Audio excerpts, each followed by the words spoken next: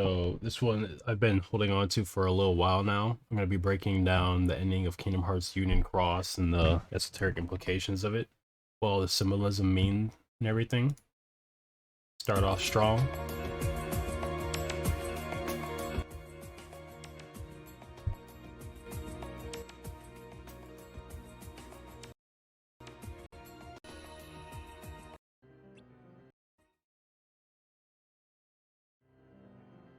So this world is going to end. As I said before, there's no way to win against the darkness right now. We need the Keyblade legacy to live on for the ones who can defeat the darkness in the future. So it was important that we had time to raise many Keyblade wielders. Those seeds of light, the dandelions, this world will... Hold on. That was so fucking fast. The seeds of light, the dandelions, this world will keep the darkness at bay until those seeds are scattered. When they're talking about the dandelions, they are talking about...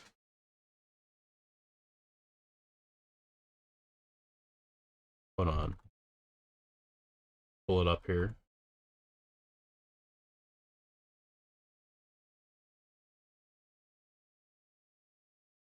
Whenever this loads.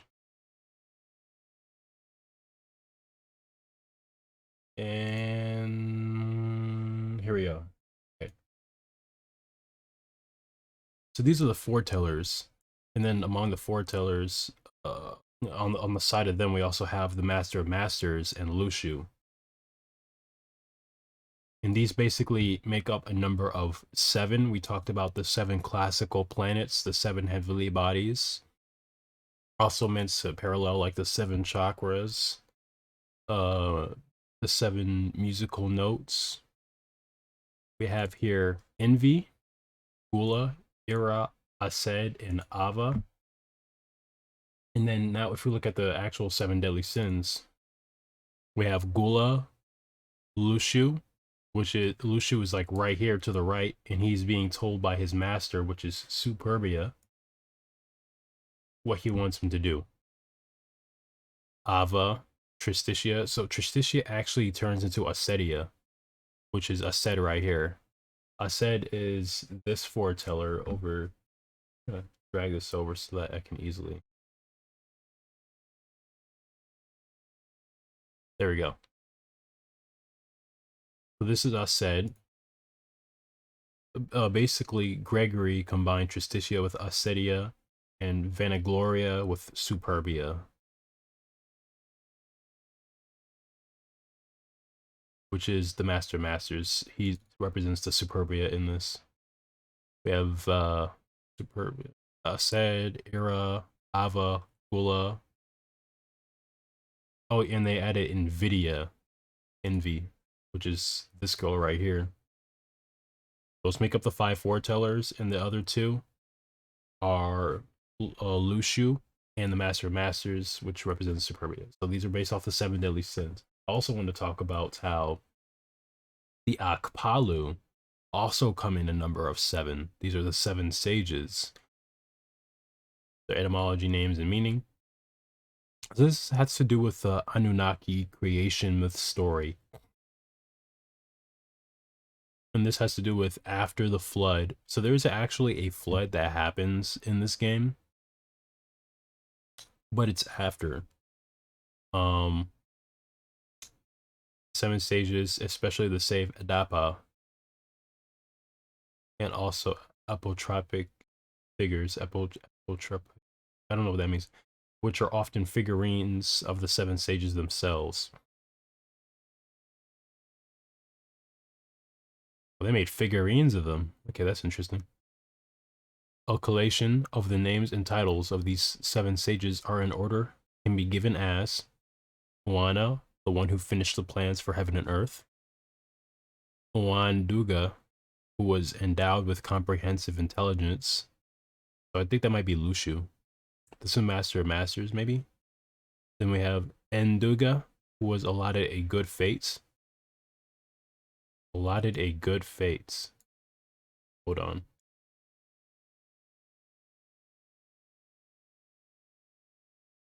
Let me actually pull this up on the side here. So allotted a good fate.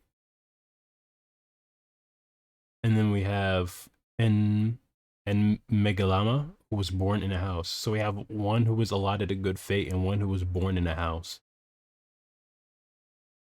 I think this is like the rough nature of Ased versus the high, like regal type, royal looking look that Era has going on. So this guy, I believe, would be the one that's like, no, okay, my bad. Born in a house and who grew up on pasture land. That would be Beluga.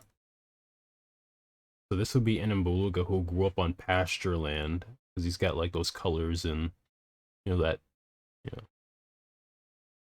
And then Megalama, born in a house. An and Lilda, the conjurer of the city of Eridu. Who conjures the city in this? I think it might be Ava, because she leads them to another world after the world ends.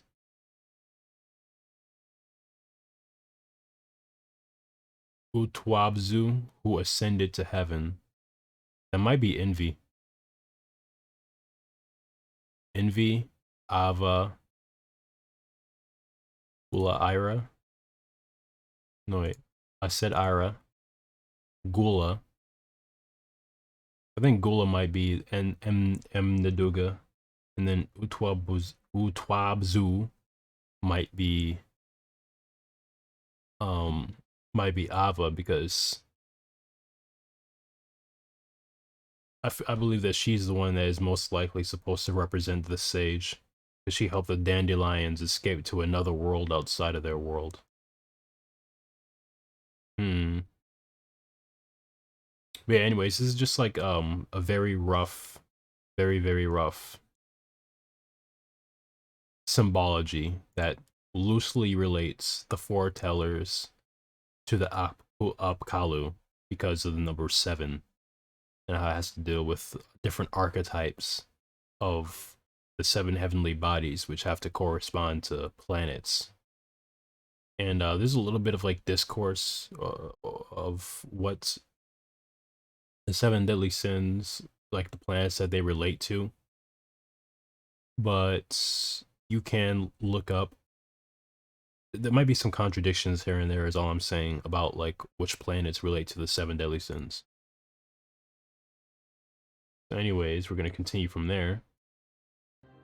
The dandelions are from Ava's faction, and basically this Keyblade War that happened was staged by the Master of Masters. He gave everybody a book of prophecies and then a secret roll that they couldn't tell to others in order to brew conspiracy between themselves so that he could bring about the Keyblade War. And we're going to get into why he did that to his sibling or subjects. We're going to get into why he did that to his subjects in a second here.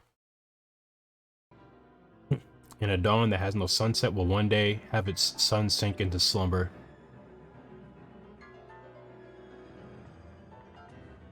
With that, the plan is complete. So we give him a plan. He's going to give him a Keyblade that has his eye in it. This Keyblade is going to go into the future, and he's going to be able to see with that eye that he input into the Keyblade and get visions and write them in the Book of Prophecies. It also gave him a book that he cannot open no matter what. Or I mean a box that he cannot open no matter what. I've said this before, but I have been fighting the darkness for a long time. When darkness cast away its physical form, it attacked people's hearts. I've lost some comrades because of that. However, when throwing away its physical form, it also loses sight of its purpose, and that's where we are now. So the darkness we're fighting now doesn't have a physical form? 7 is a perfect lucky number, while 13 is a disharmonious unlucky number. Just as it said, there are 13 original darknesses. It's also interesting because 13 has to deal with like 12. Like 13 and 12 are very closely related. And if we look up Kronos, the god in mythology, What does Kronos represent? Represents the zodiac wheel. The zodiac is made up of 12 signs. These 12 signs are ruled by the planets. Yeah, just some esoteric implications here. I don't know why it's 13 though. 13 signs.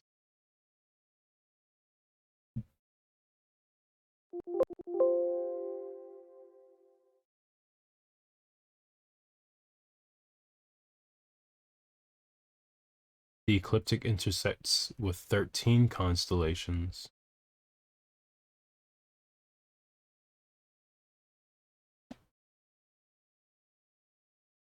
Ophiuchus.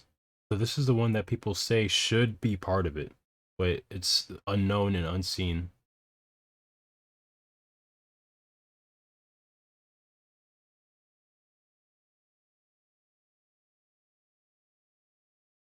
Let me actually look into Ophiuchus.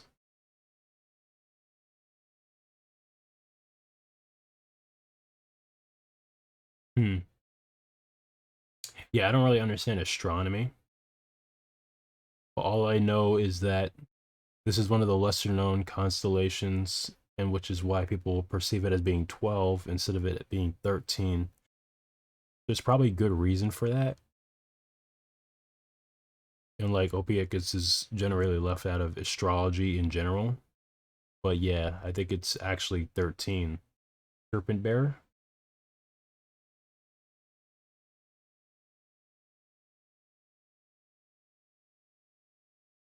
It is commonly represented as a man grasping a snake.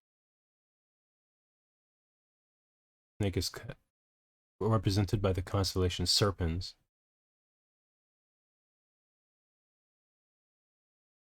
Interesting. So serpents have a esoteric meaning here because Tiamat, Vritra, and Medusa all are chaos goddesses that have to deal with like creation, right? And you know, even though Greek mythology gets a lot of things like weird and mixed up and split, inversed for the most part, this goddess was the one that created the Demiurge, and then the Demiurge, through mating with the goddess, creates the seven heavenly bodies and the 12 archetypes, or 13 maybe. I don't know where Ophiuchus comes from. Hold up, I need to know this. Like I have to know.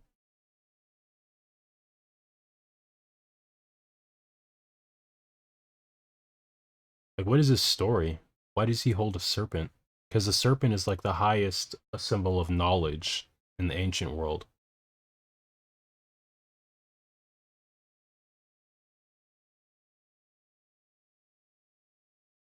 Yeah, but what does it mean though? I'm gonna have to research that.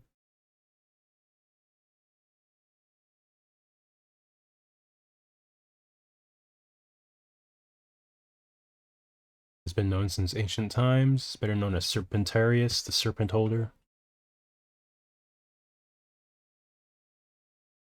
His body dividing the large snake into two parts, giving way to the symbol used today as Asclepius, the medical staff.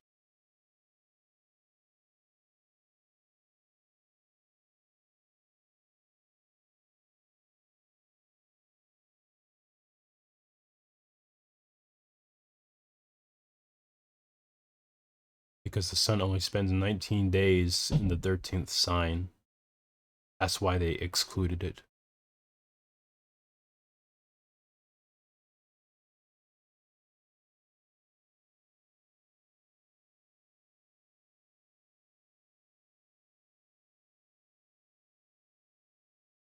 So it's in this for 19 days, and the rest of them for like around 30 days. Or something of the sort. Son of Ophiuchus is patterned after the original serpent holder Enki. Oh, Enlil, which is the one that wanted to help the humans, while Enlil wanted to kill the humans / use them as cattle, be farmed. I see, I see. Was the supreme Anunnaki leader of planet Earth before, all the conflicts started. Dethroned by Marduk, which is basically like the energy of Saturn or Jupiter, which is basically like the same exact energies. Signs of the zodiac, for the most part, the highway or path on which the sun takes its yearly journey across the heavens. In the last video, I actually broke down like who Marduk is, who the father is, who the mother is, and what this all means, like the grand scheme of things. It's a literal battle between light and the people who would seek to disturb the light, which is darkness, basically. The light lives in harmony, and the darkness feeds off of that absence or the breaking down of harmony, which is where you get the order out of chaos from. They're literally just like destroying the harmonic existence of everything in order to create a system that would perpetuate the destruction so that they can feed off of more destruction exponentially and keep on spreading the darkness and dividing infinitely. That is the purpose. Those darkness don't have their own form, so they aim to increase their number. Oh, yep, right there. Thank you. Taking them from one to many, they've already increased. And the darkness that has derived form is known as the Heartless, and those that don't have a form became individuals waiting to possess people with strong hearts. So this is basically the Archons that control people and feed bad thoughts into their brain, make them do bad things so that they can eat the light energy that seeps out from them, which Monroe, I believe, calls Lush, which is basically another way of saying lux. In Latin means light. And this is literally a battle of light and darkness, because in Kingdom Hearts Key, these people were gathering light, and as people started hoarding light, between the different unions and the seeds of doubt already planted by the Master of Masters in the Book of Prophecies, the unions started fighting against each other, which culminated into a large war, which became the Keyblade War. And these darknesses, they possess people and cause them to do things that they otherwise would not do, which is against their nature. Which possess people. The darknesses possess people. People with strong hearts. Darkness can't be defeated when it's formless. In order to win, we need vessels with strong hearts. That's why I raised you all. You don't mean. I know this might sound awful for you, but...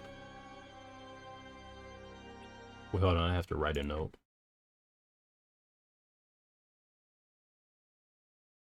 Darkness.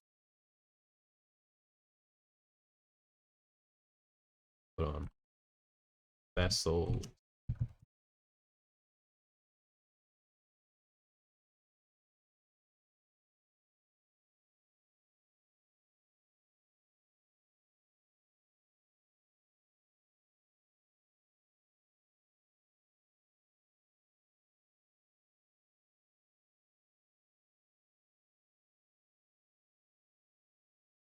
I just thought of this. Vessels, bodies, can trap darkness as well as light.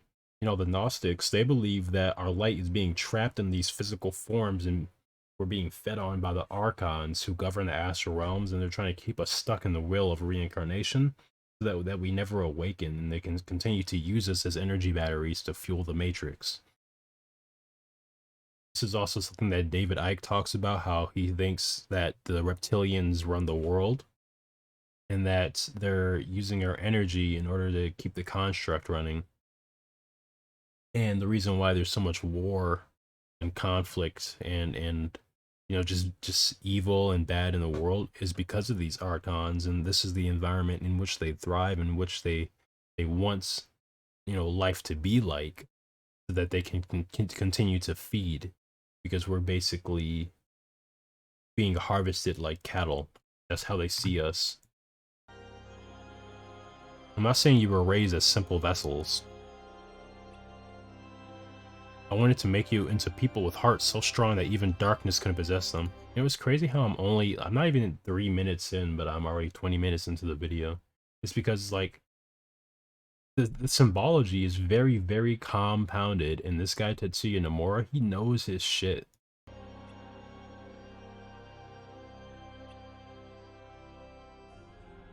You mustn't forget, this is a fight between people and those who are not. These are incorporeal entities. We must not let our goal be clouded by feelings. I entrusted the fate of humanity to you all because I believed in you. There are 13 main darknesses. Of those, the strongest 7 ones must be locked within our hearts. And they will be defeated in whatever place they land. This is the purpose of the Keyblade War.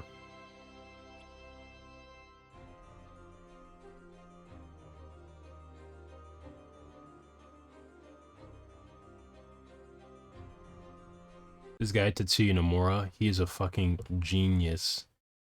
I wish I could ask him, like, in an interview or something, like, is the Keyblade War real? You know, just to throw him off. Just to see his reaction. Because he'd be like, wait a second, have you been studying something? You know. The traitor between the Union leaders and the Keyblade War, is all of this really necessary? Yep. The mention of a traitor in the Book of Prophecies has a purpose. Darkness feeds upon the emotions of doubt and discord. They all must feel those emotions deep in their hearts. The conflict of all those emotions will just amplify them even more. And that will cause those 7 darknesses to be locked within our hearts. Within our hearts? Then there are 6 left. Those will be locked within the Union leaders after we've disappeared, and then 1 more who will be trapped in this world.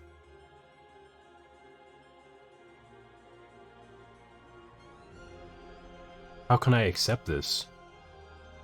Too many people are being sacrificed, I already told you. We must not let our goal be clouded by feelings. It's a terrible tragedy and a cruel fate for those whose hearts are not stolen by, or for those whose hearts are stolen by darkness. I've seen many people I loved and many of my friends' hearts falling into darkness. So this Master of Masters guy is the guy that came from the world before this one. He exists, like, way more ancient than any of these people that we've seen so far in this series. This isn't some heroic tale. It's a matter of the dignity of people with hearts. Which is souls, basically. This isn't about sacrifices. We're readying a way to save them.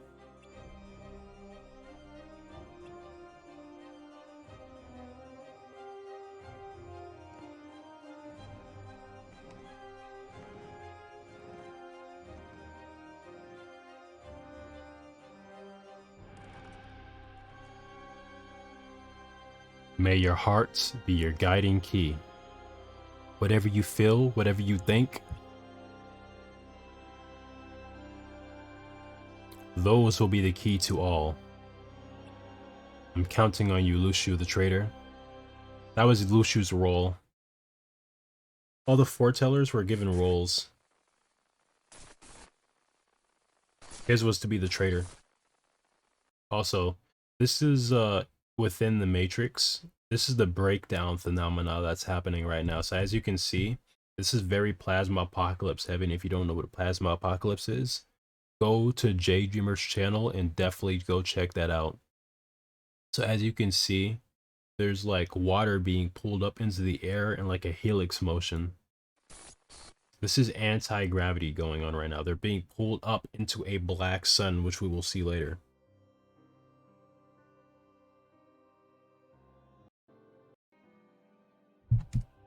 I looked to see if there's a way to send everyone at once between the real world and the data world.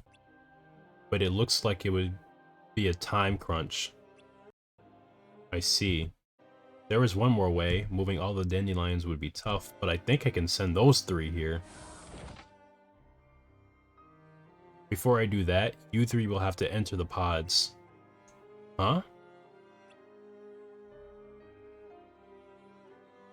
Getting Ethamer and the others here is looking to be a fight against time.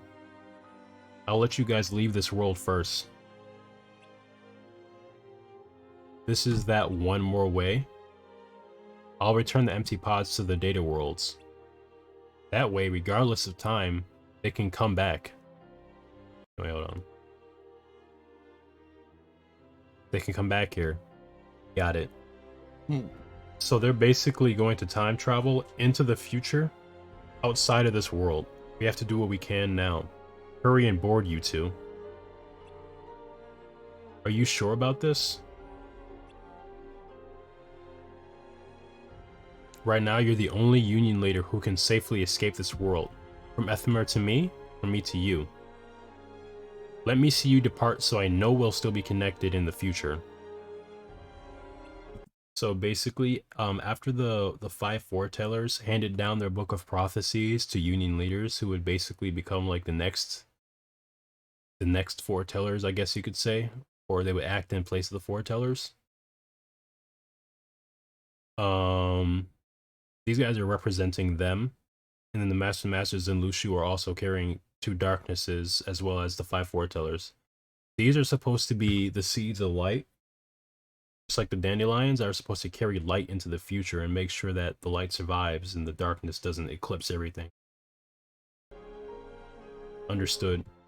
I don't know when or where you'll land, but follow the lead of your heart. I didn't find Strelitzia's data in that world, so I thought that people's data can't be preserved. This time I'll find her. I'm sure that that's the lead your heart will follow. I really hope you'll be able to find your sister again. I'm sure we'll meet again. May your hearts be your guiding key. And then they get into the pods. There's an earthquake. And then this mysterious figure, which is Lushu, by the way, comes to greet him. So these are the other 3 that are still in the data world. They need to get out to the real world. Hey. So, you know, the guy that's holding the Keyblade right now, that's us, the player. We're actually a functional part of the story. We just, you know, depending on who's playing, they'll have a different name and different clothes. But for the most part, we are still a functional member of the story. Behind us is Ethamer with the white hair and Scold with the black hair. Scold is from like Norse mythology, and we're gonna see here that they do not shy away from mythology in this and symbolism. Right now, there are darknesses appearing before us. There's 4. There's 4 right here that want to take the lifeboat so that they can go to the future. They can continue to spread. There's no need to be nervous. We didn't come to fight. We just want you to open a gate before you leave. A gate? That's right. You didn't mention, or you didn't, well, I can't read. That's right. Didn't the darkness you fought before mention it? Our goal is to spread. We pass through portals and spread to many worlds. It's pointless to try to prevent it. You should know our strength by now. Or should we take away your friends right before your eyes, making you open the gate as you writhe with regrets? So see, these dark beings, they feed off of the negative emotions that emit from our disharmony with ourselves. They'll do anything. They'll use all types of psychological manipulation. They'll make movements in the physical world. They'll make movements in the mental world. They'll make movements in the astral realm. Anything that they can do to get you to set off your emotional harmony. Because then they can insert themselves and infect you. That's their goal. To spread and infect wherever they can get. Through the disturbance of your own harmony.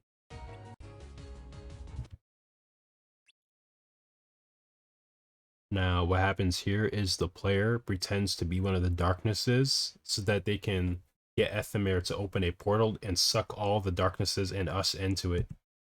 Well, what's going to happen is we're going to actually seal the other side so we fight our friends here. We're just pretending, though. This is like all pretend. We're not actually betraying our friends here.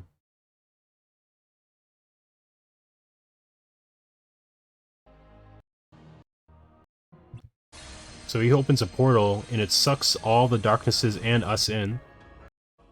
He closes the portal from one side. We're going to close the portal from the other side. Yes, I'm the Union Leader brain. If you're the only one here, then he's counting the portals, the lifeboats. Where are the other Union Leaders? There's 2 left that have to make it out. 1 has left. The other 2 are still in the data world. Including you, that makes 4. Was the other one taken down? So we know that Lorium and El Reina both left. He's one of the Union Leaders as well. These 2 pods are for Skuld and Ethamir.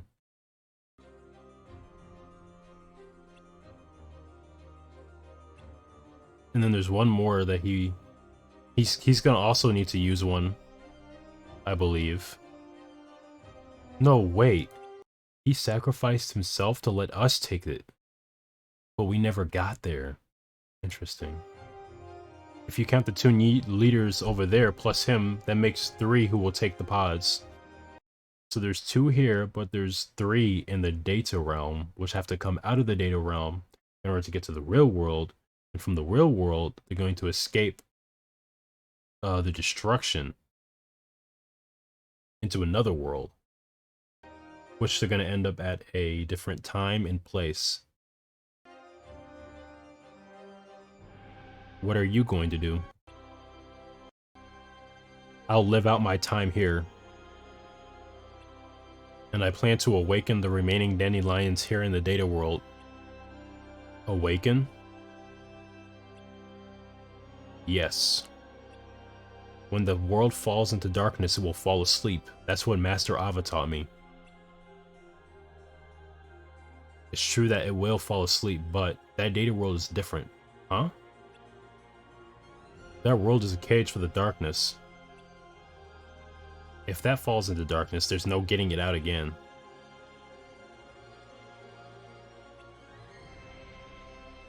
One more thing. These incomplete lifeboats you guys are using, you need to have a medium for your physical form at your destination, as well as people who remember you, otherwise it won't work. Did you know that? Well, to a degree. Do you have a plan? I'm putting the future of my life on the line. You're quite brilliant. It's unfortunate to think that your life will end here. And then we don't really get to see what happens after this, but my theory is they created a data copy of him, because we're going to see this guy again. We're going to be like, he's like, what? Wait, there's 2 brains? How are there 2 brains? Well, one is carrying, like, the Master of Masters Keyblade with the eye in it, and the black box that he carries with him when he leaves here. But he has brain's face, but there's another brain that wakes up somewhere else. So it's like, oh, how else are you supposed to have 2 brains existing at the same exact time? Well, one of them must be a data copy that is possessed, and the other one has to be the real one, which time traveled into the future. So Lucio is basically going to possess somebody. Okay, so these are the 2 portals. They just got used. Now they're teleported back so that they can be used again by Ethamir and Skuld. You did well. So this is us in that chasm in the data realms that was created to basically trap the darknesses so that they can't get out. Using this, we can enter many data worlds. So they want to spread through the data worlds. You too must throw away that form, or you'll be erased along with that frail human body. You find it funny? So this is where we reveal that we were just joking. Is tricking the darkness always so easy, or is it different for everyone? Even though you don't have a form, you still can't get through without my key. That's unfortunate.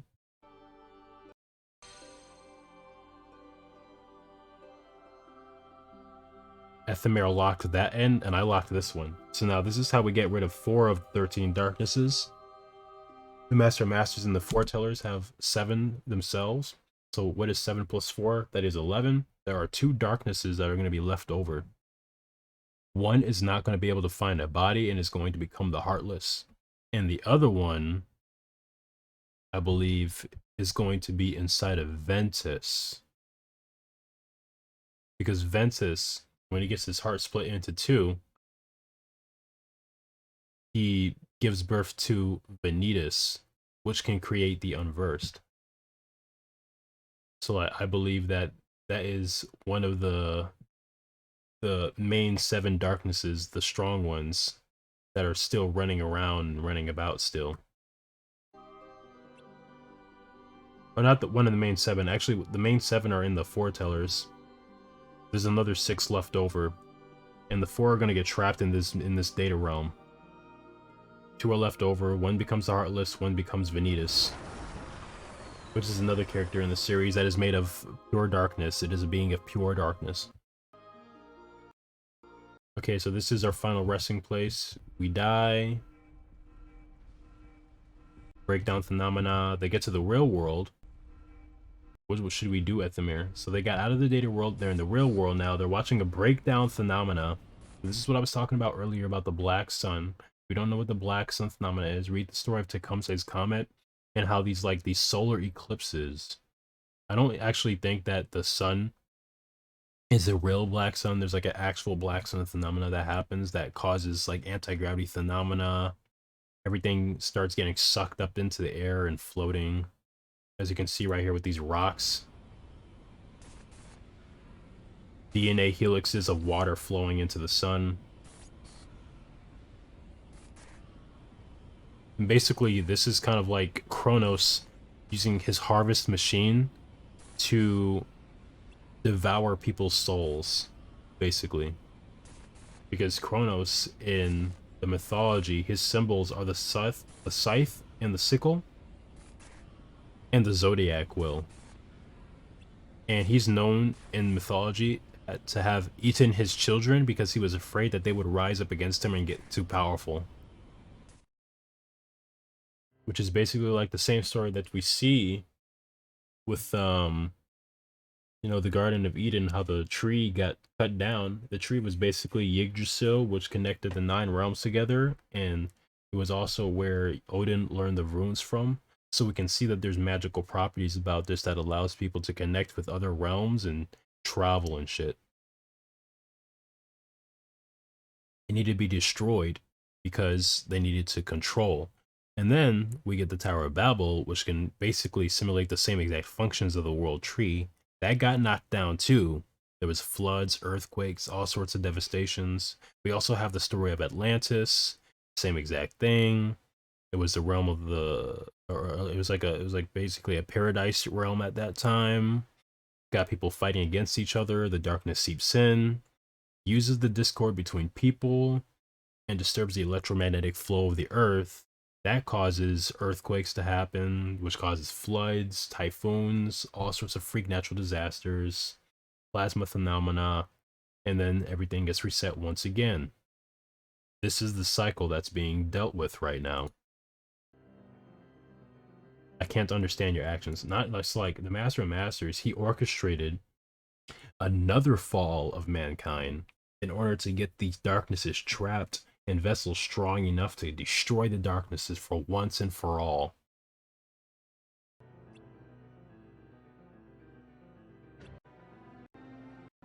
So he's about to paint a story for us, the Master of Masters. This is gonna be genius. Think about it.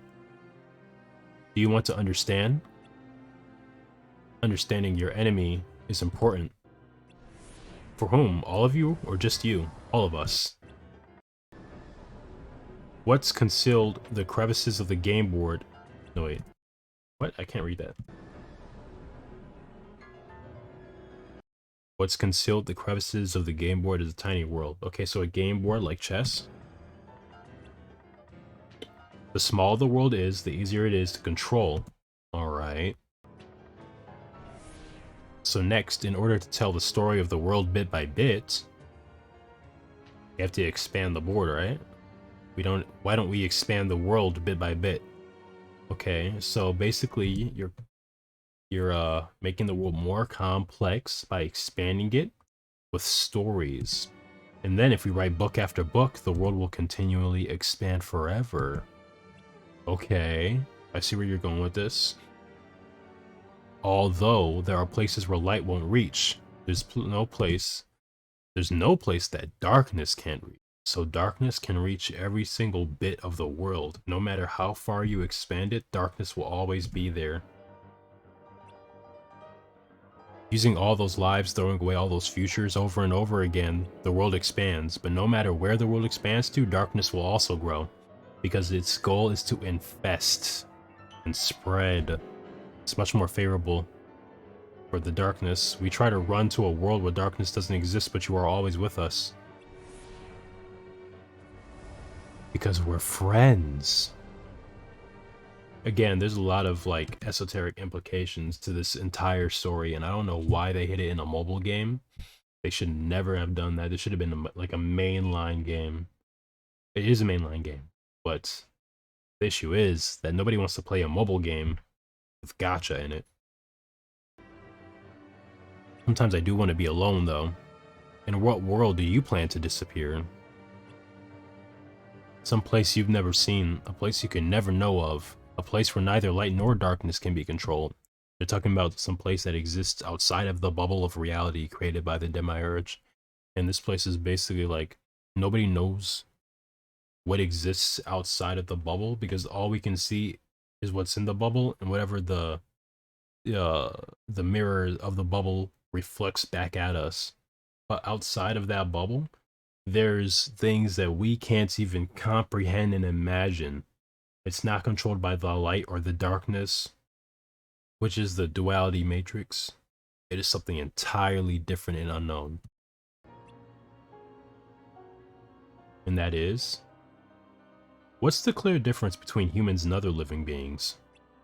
Even if humans disappear from existence, they want to believe there's still a world in the future for them. I also want to believe a world of imaginary lives, a world of fiction. Fiction? Isn't that just the data world? Even if it's from people's imagination, if you put it into realization, it becomes reality. I already told you it's a world you can never know of anyway. What is it? Spit it out, I'm trying to know, you know? A place where your eyes nor voice can reach. A world of Quadratum. Their eyes nor their voice can reach it. They cannot touch it, they cannot interact with it. It is on the other side of reality. The uncharted zone. Nobody knows what's out there. And it does not work off the same physics of light and darkness.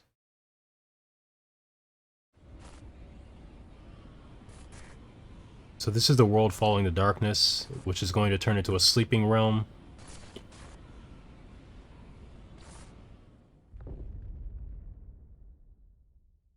Skuld, get in. Thank you, Ethamir. I'm glad I wasn't alone in the end. You can't give up until the very end, Skuld. True. So this is him reminiscing about the journey, about him meeting us, the player. Everglow is the name of the player that they have chosen. For the afterlife. These are also the souls of the dead. These Cherethes are basically cherubim. The cherubim are basically like... They basically were created by and serve God and help the flow of events in the cyclic will that is this reality. They basically make sure God's will gets played out. They're also the ones that help with bringing the souls of the dead to the afterlife and bringing the souls of the dead to the next life. So they're also one of the beings that are responsible for reincarnation.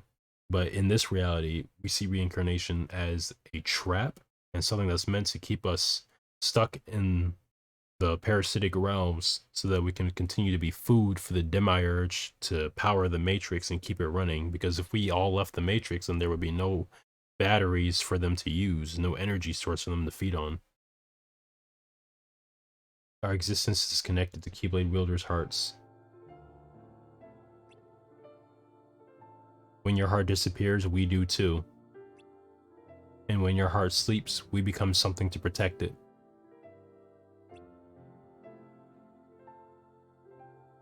Will I go to sleep too? That's up to you. So it's giving him a choice. You can either go to sleep in the astral realm, or you can get reincarnated again. If you refuse sleep, you will dissolve into a new heart, which is a new soul.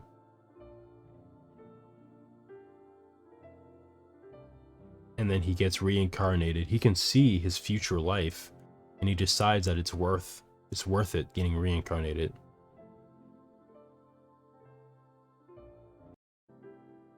Which the boy grows up. He ends up this new world. So he goes from one world to another world to another world. You can see his future life. Looks like I'll continue on another journey. Huh? So yeah, the player actually becomes a mainline antagonist in the series named Xehanort. And then that's the end of the game. There's more after this though, because see here. The flood, this is just like Atlantis. This is the deluge. Everybody takes arcs. These arcs are basically how they repopulate the world and recreate civilization in the future after the fall of mankind. There's another story that about the Akpalu, which is like a post flood story. These have to do with the seven sages. You know, like we have the Master of Masters and Lushu. I guess they could also be considered sages. But we have these 5 dandelions, or these 5 union leaders that carry the light into the future. So like, you know, we have this repeated symbolism of the 7 that survive a cataclysm, but also become members of another cataclysm. And these cataclysms just keep on repeating and repeating. It's like a cycle. Now, what Xehanort wanted to do was he wanted to conjure up the Keyblade, start the Keyblade War up again, summon Kingdom Hearts, so that he can reform the world without light or darkness. He was just going to make it one thing. Now, I thought that this was a good thing.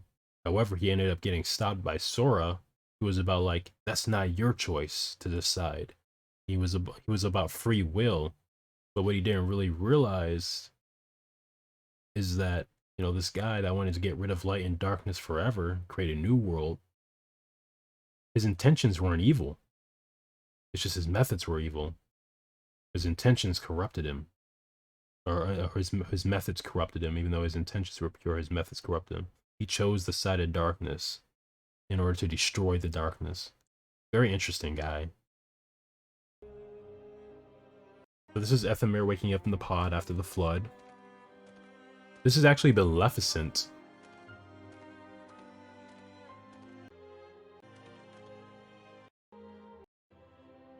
This is Ethelmere. I mean, not Ethelmere, this is Laurium, Marluxia, that appears in Kingdom Hearts Chain of Memories, in Kingdom Hearts Remake Chain of Memories. That's Alrena, or Larxene, that also features her in the same exact game as Laurium, Marluxia. And then Ventus goes to this place. He ends up getting found later by Xehanort, who splits him into 2 because one of the darknesses are still residing within Ventus. You know, it's even in the symbology of his clothes. Like you see half black, half white, checkerboard pattern shapes. It's because there's a darkness that possesses him. And when they made his clothes, they wanted to put the symbology inside of this too. So the 2 darknesses that made it into like that made it out of this realm, including like the 2 darknesses that exist within Lushu and the Master of Masters, and then the other 4 that got locked. You know, there was another 4 that got locked back there. But like, you know, there's 7 and 4. That leaves 2 left over. So one became the Heartless and the other became Vanitas, who's going to get extracted from Ventus. And then here we see Lushu with the Master of Masters Keyblade with the gazing eye that can see into the future, because he carries it into the future, which is how he wrote the Book of Prophecies, because Lushu carried the Keyblade. And he's got the book, I mean, not the book, but the box, the black box, but you still don't know what's inside of it. May my heart be my guiding key. We can see here he unveils himself to show, wow, why is Brain there? That's interesting. So there's implications here that he took over his body, which might be his data version that he took over. So, you know, that's just what I theorize. Now this is very, very interesting. This is very Tartarian like. Tartarian.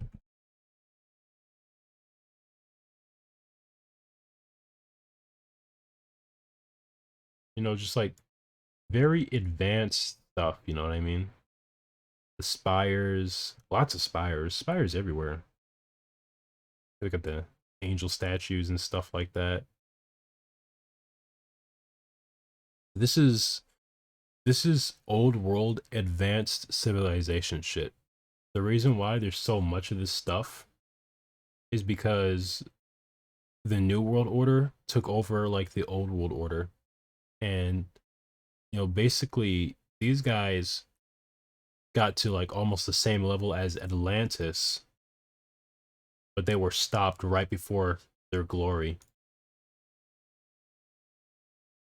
Tartaria used to take up a lot of the Eurasian continent, and this is supposed to be like some sort of like photograph of how they were able to power the city without an electrical grid, because they were just using free energy technology.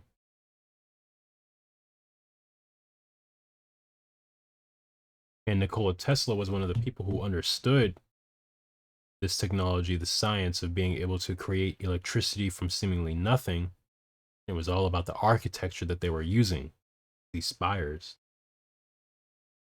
See, what happens is when you poke the ionosphere, you can send electrons from the atmosphere back down,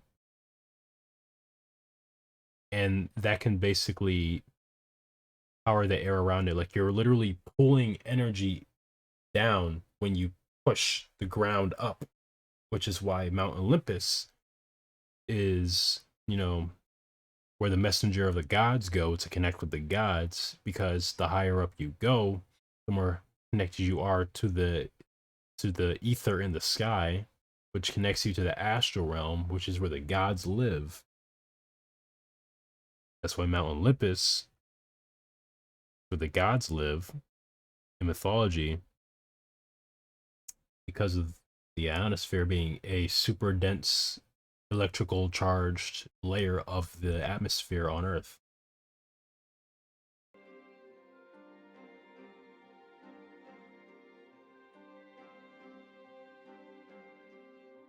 Tartarians knew this science, which is why they built their buildings the way that they did. So he gets to the future. Are you Brain? Yeah. Here. So this guy right here, we're about to see his name in a second. Seems that we weren't mistaken. And you are? Oh, my apologies. My name is Sigurd. Sigurd is a person from Norse mythology. I will report this news. So he's using advanced technology to talk to headquarters. Sorry to keep you waiting. I will take you to headquarters. Headquarters? This is literally just Tartaria. Can I get a little explanation here? You escaped Daybreak Town's destruction. It was decided you would come here today, as well as us coming to greet you. So they know exactly where people are going to end up in the past, present, and future. They know the history of everything. Or so I would like to say, because how else would you know that he would be here in this exact time? You would be able to give this hat to him. You see, the the master, not sorry, not the master masters. Lushu was talking about how in order to time travel, you needed a vessel to occupy, or like some sort of memoranda, and then you also needed people who remembered you. So you needed their memories. Those would become basically the two things that you would need to travel in time back and forth.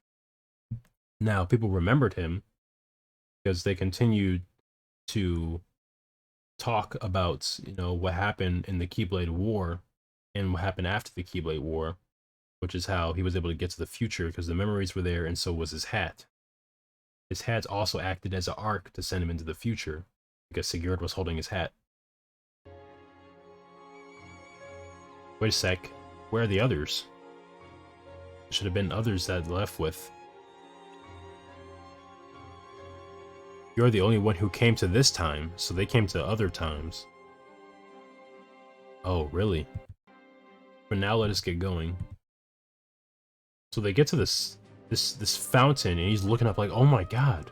Wait, what? But he is the founder of this city, Skala Kylum, and was the first Keyblade Master, Master Ethamir. So basically, one of the more recent interviews that we heard about this Missing Link game that's going to come out for mobile devices later is that 4 generations passed before Brain made it to Scala ad Kylum. He's the founder. He was one of the people who also time traveled, but he ended up in a different time.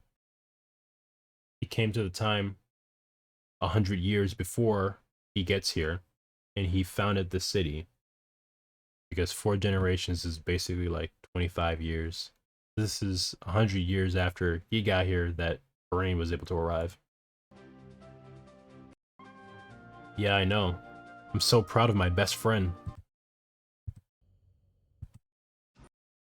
Kingdom Hearts, An Oath to Return.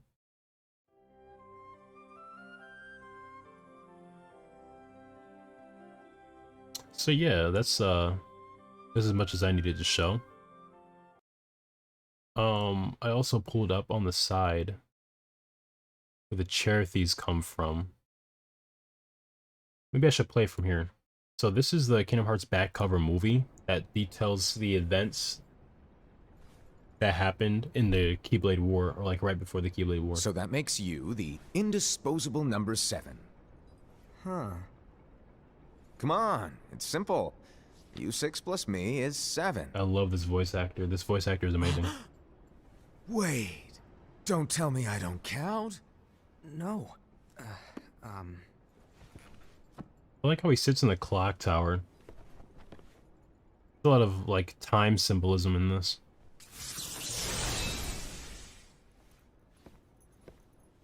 Here, take it.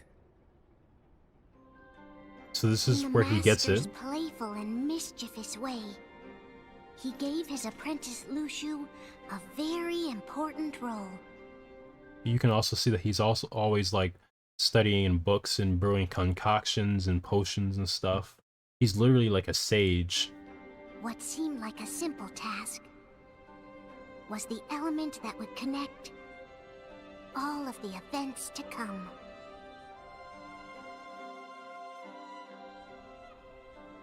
Long, long ago, all the worlds were still one.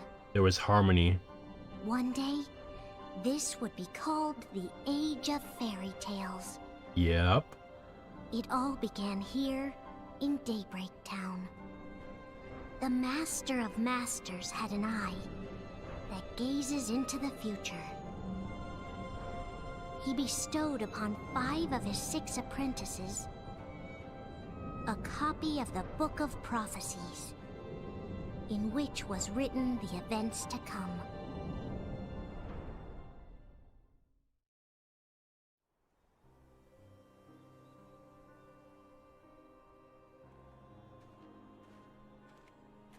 This is...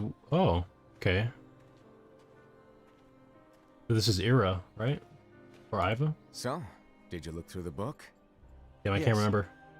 But I'm still analyzing it. Wow, no quick skim for you, huh?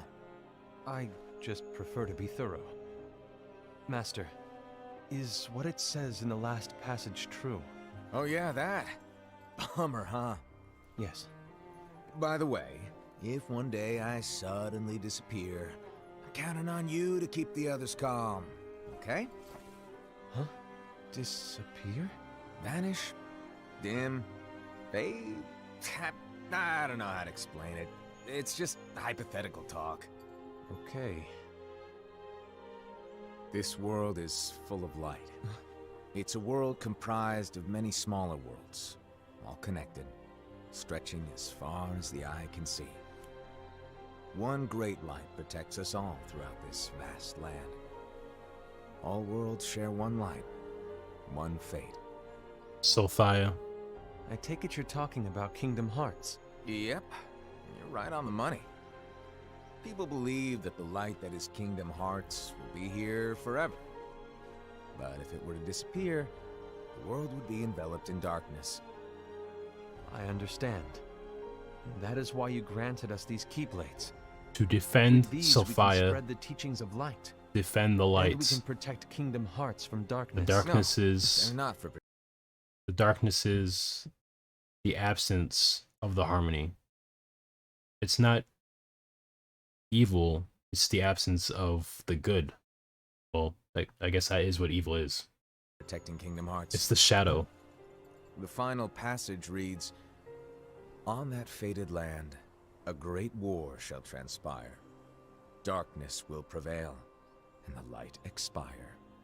Isn't it our duty as Keyblade wielders to prevent this war from taking place? Not possible. What? You really think you can change the future? Then, what do you want us to do? We have to focus on what comes after. There's no use thinking of ways to change events that we know are gonna happen. But what about all of those who are here now? And the ones who will be here when the darkness finally comes? Are we to abandon all of them? Come on, are you telling me that you think the world can be saved by just 7 people? We have to at least try. With enough Keyblade wielders, we could... Well, if you want to give it a shot. Yeah, this is basically them making fun of all the people who are trying to, like, you know, be a one-man army and save the Matrix from the Demiurge and all the Archons. It's not gonna work, man. Yes. You need to focus on what comes after the war. You can just completely withdraw from the war, just like the Dandelions did, and escape to another world. Say, fuck that shit, I'm not participating. Alrighty, good luck. He's like, alright, good luck. Goodbye. Fucking love this character.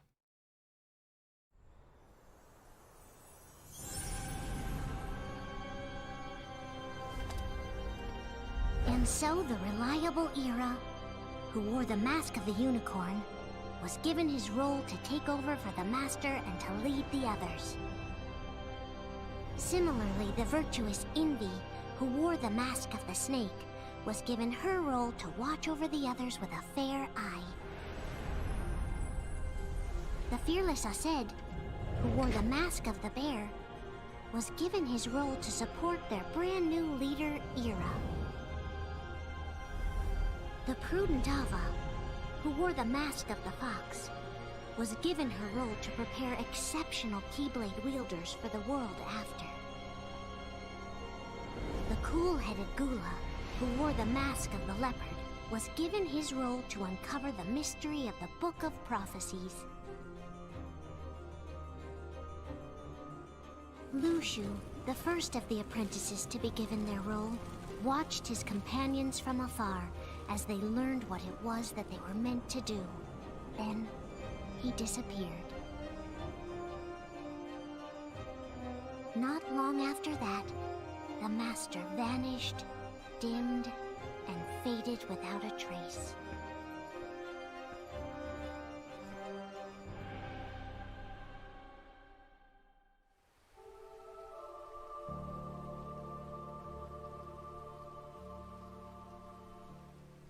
This is where your story began. The story of your very own adventure. 5 of the Master's apprentices armed themselves with the Book of Prophecies. They each created a union. this would fulfill his wishes. Then, they set out to rally Keyblade wielders just like you. By defeating Heartless, the monsters of darkness, they would gather light.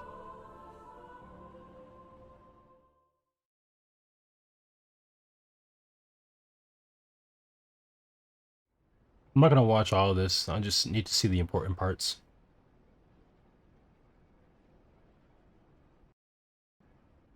Proof do you have? Are you certain? I found this sniffing around. Is that a dark Cherubim? Is that a nightmare?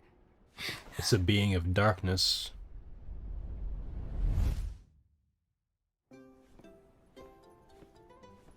Now this is where the Cherubims come from, the Cherubim. Master, did you make this? It's so cute! Well, things are gonna get pretty hectic around here soon. But this spirit Cherubim is gonna make your lives much easier. Hopefully. Spirit? You could say they're like cats or dogs. And they'll be your loyal pets. Every wielder will have one of these adorable little guys at their side. Yep, everybody's got They're one. here to help, so play nice. They're gonna meet you after you die. Try to Oh, right. convince you to Before I forget, reincarnate. They're if a not wielder is overcome good. by malice, They're or evil. rather, if their heart is tainted by darkness, their adorable little spirit will turn dark and become a nightmare. So you're telling us that if we see a nightmare... Someone has fallen into darkness. Mm-hmm. Exactly. And if you don't stop this Renegade spirit. it'll plant darkness in the hearts of others. And you'll have an army of nightmares on your hands. Which is the Archons, the Parasites. So, if we see one of these nightmares anywhere, we have to get rid of it on the spot. Exactly. No, I won't let you do that. You fucking serious? No wonder you ended up as the bear. You're scary. Your point? Maybe you can growl at them. See, they're so pure, they don't even understand the roots of the darkness that are brewing right before them. It's like they've never had to deal with the darkness before, so they don't understand its nature and how tricky it is. Which is why civilizations like Atlantis can be so fucking advanced, but still fall to the darkness. It's because they don't understand the nature of what they're dealing with. The psychological manipulation pervades on all levels. You need conditioning to know how the darkness works in order to be able to destroy it. Otherwise, you're just ignorant. You can't do anything to the darkness if you don't know its nature. So that's why the Master and Masters breeded strong Keyblade wielders that would be able to house the darknesses and destroy them once and for all, the strongest of them. It was all of this was conditioning for them. Come on, Hassan. You won't know if it works unless you try. Please tell me you're joking. It's not me. There's an easy way to solve this. If we all summon our spirits, then we'll know. Unfortunately, there are countless wielders in our unions. It would be easy for any of us to summon a Cherubim that isn't a nightmare. I'm afraid that your suggestion wouldn't help us get to the bottom of this. I was actually pretty smart. Yeah. If you wanted to know which one of them fell to the darkness, then just summon a Cherubim. That makes a lot of sense. In that case, who's to say that the nightmare you saw belongs to one of us? It could belong to anyone in our unions. That's highly unlikely. Do you recall the tool the wielders were given in order to make them stronger? The Bangles. We generally don't concern ourselves with what they have at their disposal. However, I believe those tools were the nightmare's doing. The bangles. I know when they're equipped, they have the power to collect dark energy. But I thought we all agreed that was okay. Collecting is fine, but using that power is the equivalent of using the power of darkness. It's a brilliant plan. Everyone knows that all spirits look the same, and wielders exist in spades. There's no way to tell. No way to tell. These are incorporeal entities that work from the mind. They have no form, but they spread nonetheless. Oh no. Everyone's already equipped their bangles. So what now? So the Bengals collects the darkness. I think that could actually have some implications to like materialism and you know, base human wealth, like metals, stuff like that, and how they're limited in their resources. People want to gather them all the time, but like it also breeds a lot of conflicts between people from that competition. It's another way to make the darkness spread. Like you wonder, like how does a civilization like Atlantis fall? How does Babylon fall? You know, I mean, we already know how Babylon fell. They sent a flood, but like the things that happened before the flood to disturb the electromagnetic harmony of the Earth in order to enable the use of electromagnetic powers by the virus forces in order to conjure up a flood, because floods don't just come out of nowhere. These are things that are controlled. People actually like build devices that bring rain to wherever it's needed. Weather is controlled by electromagnetism. And if you know how to understand and control electromagnetism, then you can summon whatever earthquakes you want wherever you want around the world, which is why this technology is very forbidden and needs to be controlled. The same way that you can produce harmony, you can produce disharmony, which causes freak natural disasters, floods, earthquakes, weird electromagnetic phenomena in the air, like aurora borealis where it shouldn't be, purple skies right before earthquakes. Shout out to Japan. I forgot what that one typhoon was called, but it was purple skies right before that hit too. It's also not mentioned the locust swarms, animals acting up, birds falling out of the sky, birds not knowing their own flight patterns anymore, animals barking, going crazy, ants coming out of the ground in droves, or whatever insect is going crazy. Basically, their electromagnetic equilibrium is so fucked up and off. And then we even have like fish and whales and other sea aquatic animals washing up on shore because it's literally like electromagnetic pulses that is pushing them, like making them swim in the opposite direction of the force that is coming from the center of the earth. They're trying to escape this electromagnetic force, and then they wash up on shore. They don't know any better. All they know is that they feel like they're going to die, so they're just trying to escape this wave that's washing over the entire world, starting from the ground and coming up. There's devices. Well, I'm not going to say that. Let's just say these storm gods like Kronos, Saturn, Zeus, Jupiter, Uranus, basically all the sky gods that can control electromagnetic shit. And you know, just think about how like hold on, let me pull something up real quick. This is gonna be like very, very telling.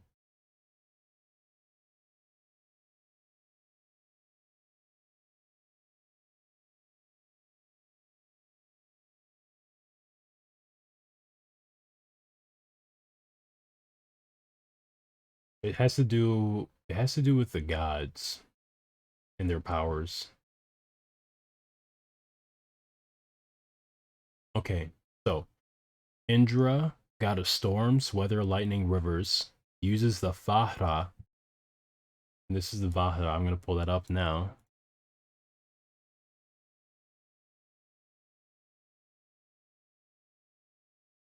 Basically like a lightning thunderbolt weapon, and it is used to kill Vritra.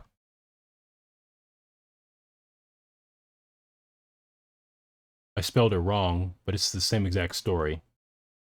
It uses the weapon to kill Vritra, which is basically like a primordial snake slash serpent dragon of creation, which is Tiamat as well, which is also Sothia.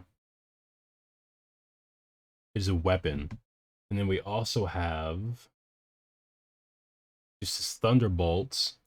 We have the story of Perseus killing Medusa, which is also symbolized by a snake. We also have Marduk using the Mhulu, which is a weapon that he uses to kill Tiamat, and he fashions the universe after, or like using her corpse. So it's basically like it kills Tiamat, which is Sophia, and then uses her essence in order to create the material realm. Oh man, that's a weird church result. I'm gonna scroll up before I say any more. Yeah, anyways, it's the same exact tell all the time. How do we find out who's behind this? Seeing as those bangles couldn't have been acquired by just anyone, I believe it's one of us here in this room. No, Ira. I respectfully disagree. What proof do we have that the bangles are tied to the power of darkness, or if a nightmare is to blame? We shouldn't simply jump to conclusions. Ira, some leader you are. You've managed to plant seeds of doubt in all of us with that speech. What, did you expect the traitor to give themselves up with that accusation of yours? That was foolish. Aced, that's quite enough.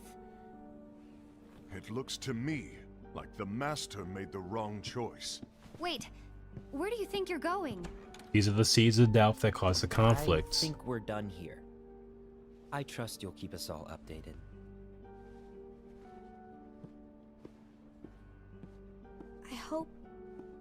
I hope we can all resolve this soon. She represents the hope. She always looks towards the positive, the optimistic. This isn't like you. From our book of prophecies, events of the future. But this incident, well, it's nowhere to be found. Mm-hmm. And how does this whole thing with the traitor tie together? In my book. Ira, are you implying that someone is in possession of the missing page? They have different And the copies person of with the the Book of complete book is the Prophecies. There is something going on, and a page is suspiciously missing from the book. It's not so far-fetched to assume that the one who has the lost page has been turned, that they have fallen into the hands of darkness. Trust me. There seems to be no record of it in my book either. You may be onto something. Plan all along? I have no way of knowing. Was this the Master's The others, plan all I will along? keep you.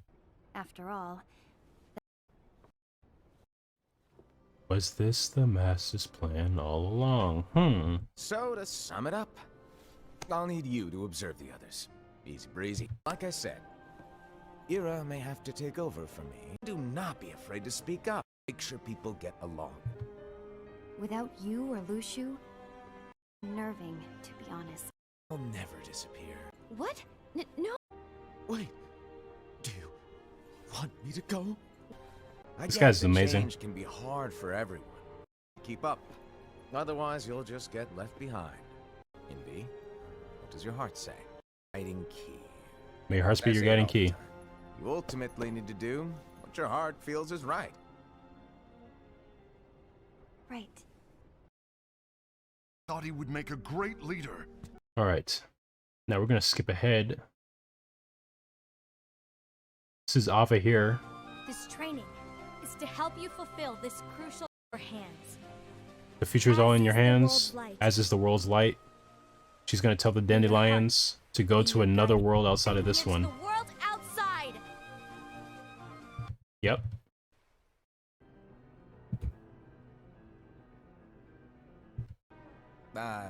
It's not what it's. The gazing eye? It's not what it's called. Oh, what then? Actually, no name. No name. Well, gazing or not, that Keyblade does have an eye in it. My eye, to be exact. Ew! Oh, you think that's gross, do ya? No. Yeah, sure. Anyway, about your role. You need to pass down that Keyblade to your apprentice and then him to his, so that my eye can see the future. Easy peasy. The fact that it exists is proof of your success. Book of Some Prophecies. Keyblade. And fulfilled your role. You did a fantastic job. Good point. Guess you'd better get started then. No Book of Prophecies to keep you company either. He doesn't get the Book of Can't Prophecies. have you causing any temporal paradoxes.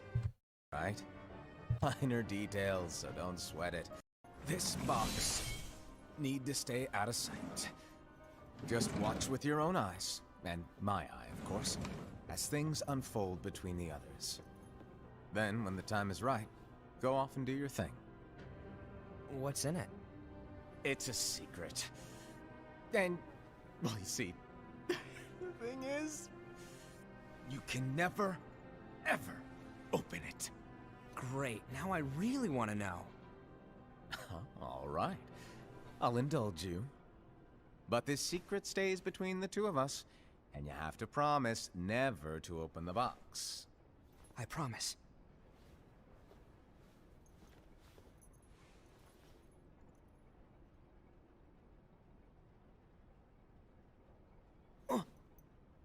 But why? You'll see. You know, I think it's action figures of the 5 Foretellers.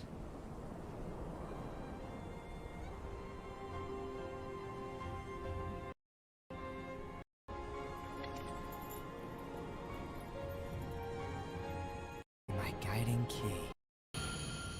Reconnect Kingdom Hearts. Alright. So, yeah. If you take everything that you learn from this video and you go and, you know, backtrack and cross-research, you're going to find the same things that I found, and you're going to be like, holy shit. This Kingdom Hearts game is something else. That's why I play the Kingdom Hearts games, because they always, like, connected with me. My favorite game series, and I didn't really understand until, like, after I started researching why this has, like, such a soul meaning to me. Like, it speaks deeply to, like, my core being. It's like I'm seeing stories that I've seen before, but they hit home somehow. They connect and they resonate so deep. Well, anyways, I'm gonna end the video and get this shit uploaded.